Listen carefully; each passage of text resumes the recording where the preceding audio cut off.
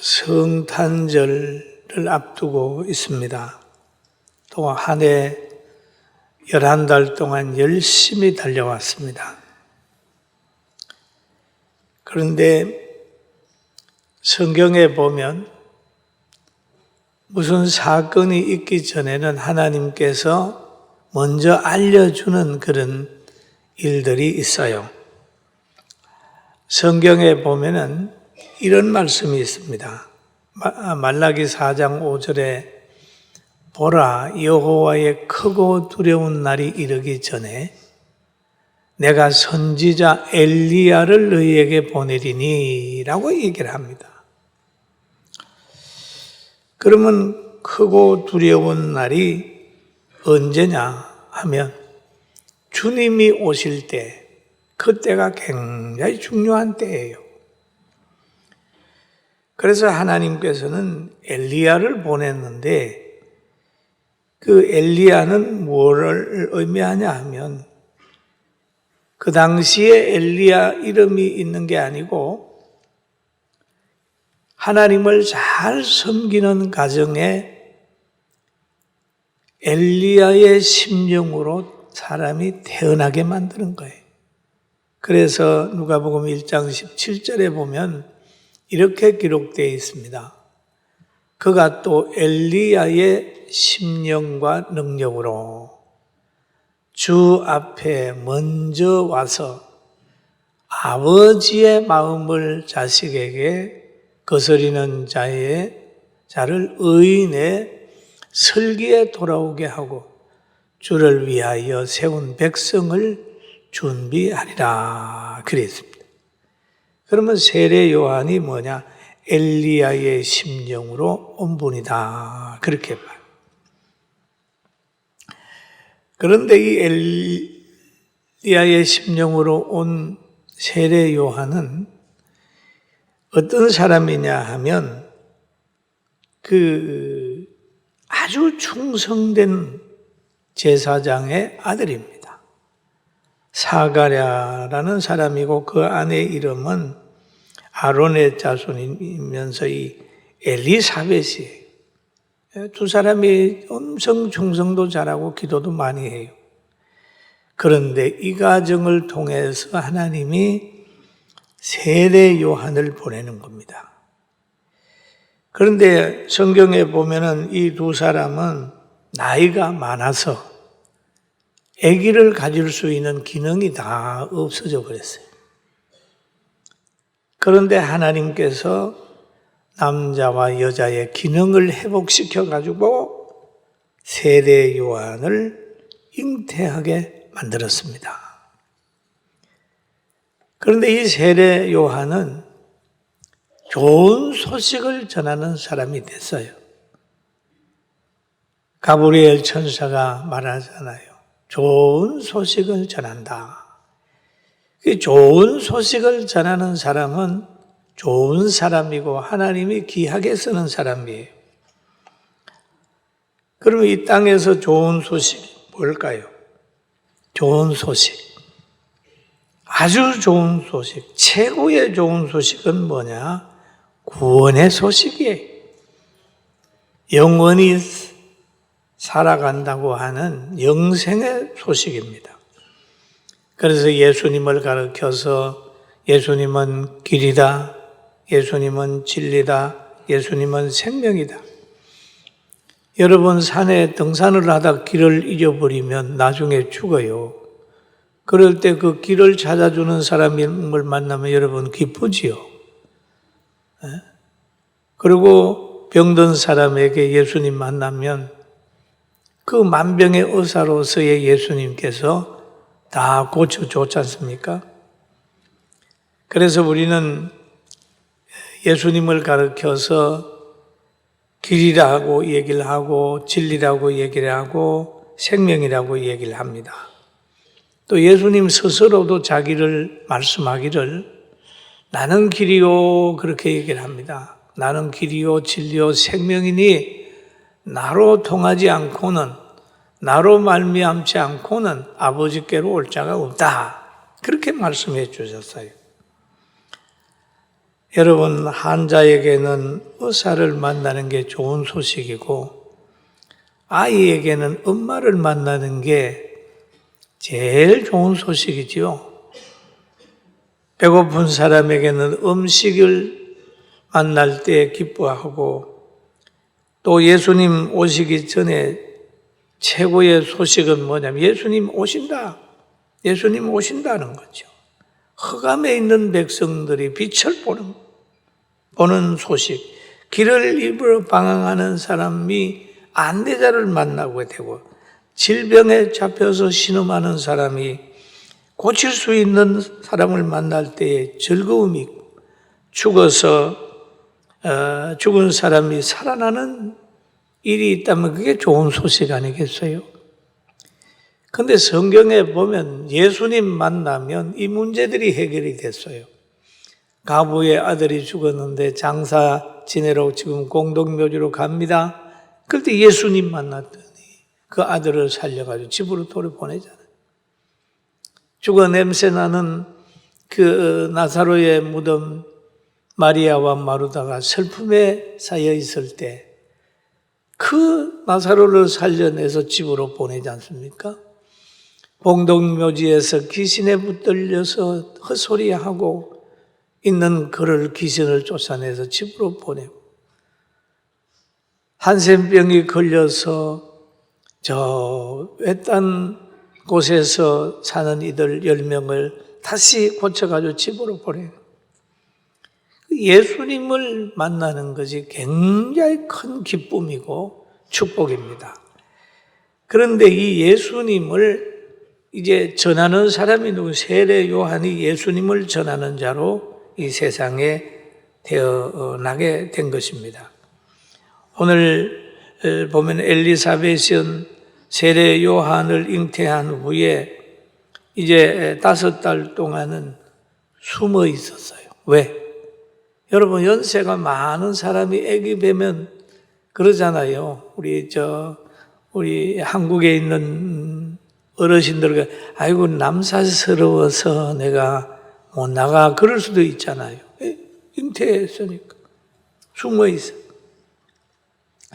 그러나 이 나중에 하나님의 뜻을 깨닫고 난 후에는 감사하는 마음으로 바꾸어졌어요. 그래서 누가복음 1장 25절에 보니까 주께서 나를 돌보시는 날에 사람들 앞에 내 부끄러움을 없게 하시려고 이렇게 하심이라 하니라. 이렇게 하려 하십니다.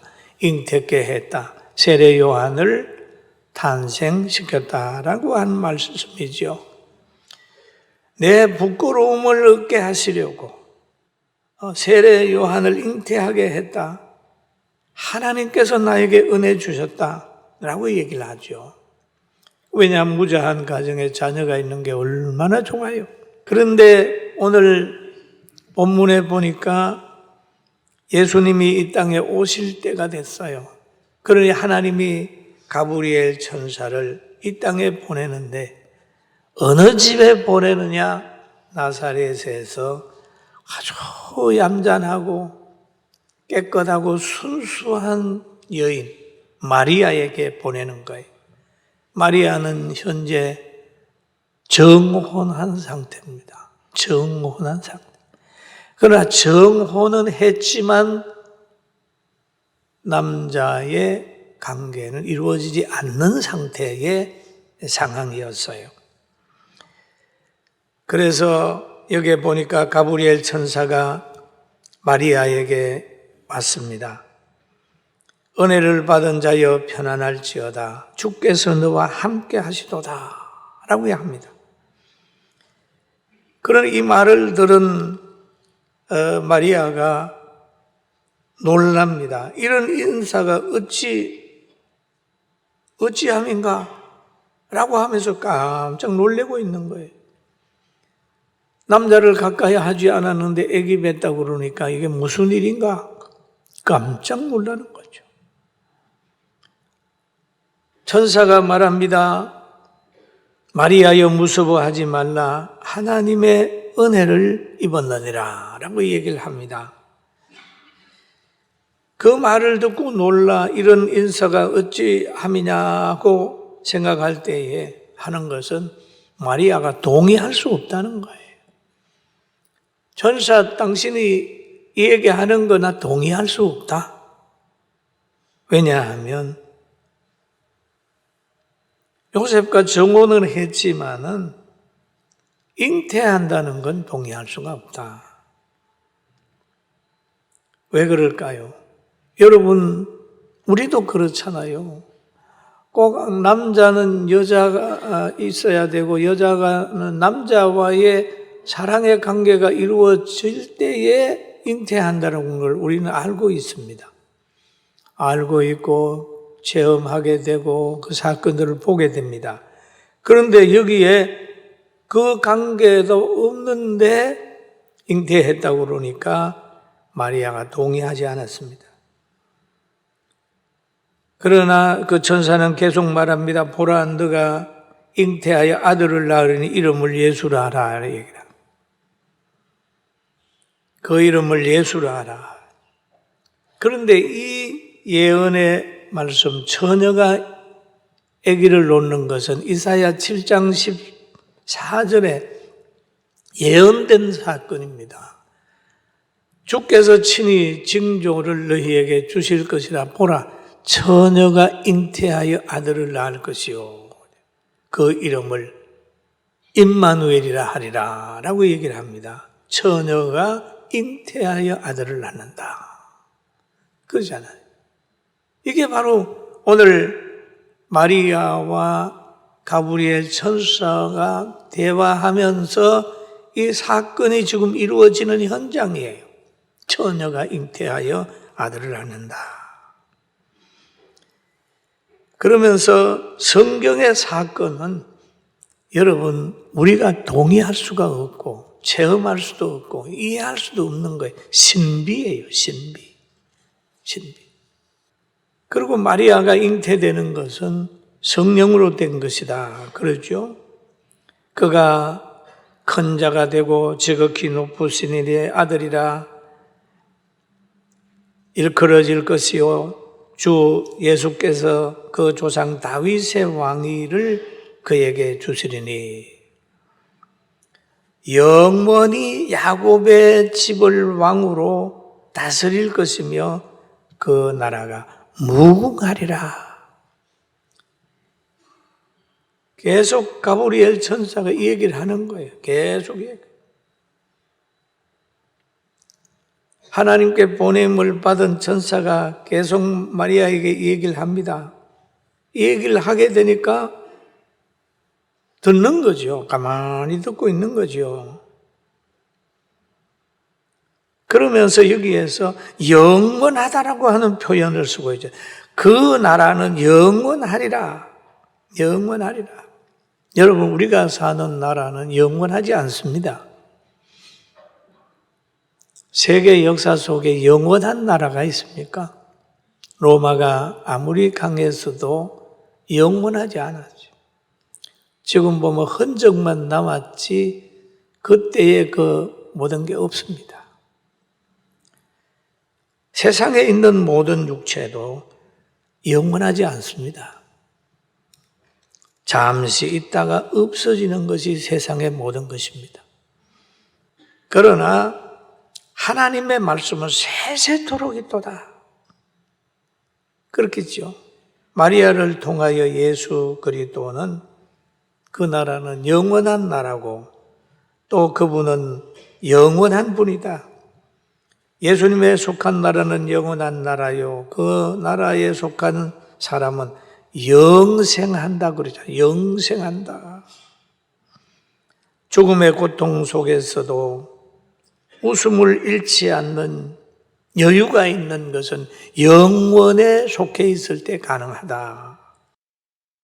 그런데 그 나라가 어떻게 그렇게 많은 사람들이 순교도 하고 박해를 받으면서 그 나라를 추구하고 사랑하고 믿을까요? 계시록 21장 1절에서 4절 보면 이런 말씀이 있어요. 내가 새 하늘과 새 땅을 보니 처음 하늘과 처음 땅이 없어졌고 받아도 다시 잊지 않더라. 또 내가 봄에 거룩한 성 새 예루살렘이 하늘로부터 하늘에서 내려오니 그 준비한 것이 신부가 남편을 위하여 단장한 것 같더라 라고 얘기를 하죠. 그 나라는 아름다움을 여기서 표현하고 있습니다. 아름답다, 영원하다. 내가 들으니 보좌에서 큰 음성이 나서 이르되 보라, 하나님의 장막이 사람들과 함께 있음에 하나님이 그들과 함께 계시리니 그들은 하나님의 백성이 되고 하나님은 친히 그들과 함께 계시니.